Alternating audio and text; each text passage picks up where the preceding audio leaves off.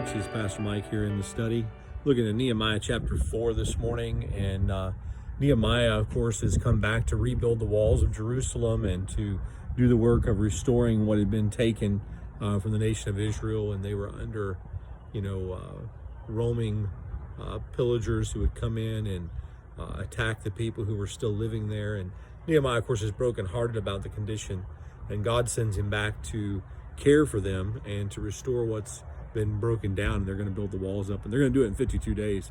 And it's an incredible story of how they build it up. And of course, they don't do it without opposition. They begin to hear people who don't want the walls to be rebuilt to come in and trying to mock them. And then there's a threat of them actually attacking them. And when that a threat comes in chapter 4, Nehemiah gives the word that every man's supposed to arm himself and be ready. But I love the one phrase that he uses at the end of it. And he said, "We prayed to our God and set a guard as a protection against them night and day and night." And so he said there's twofold things that we did. He said, we prayed to our God and we set a guard.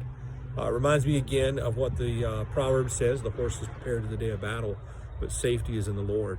And let me just remind you, as we walk through this time, and Lord willing, we're coming to the end of this, we're now going to have to take some steps of faith to walk back into normal life, into normal ministry, of being a minister to those that are sick, to visiting those that are hurting. All of those things are what we're called to do. And no doubt there is some prudence in taking time to protect and to care for one another. But we also have to step out in faith.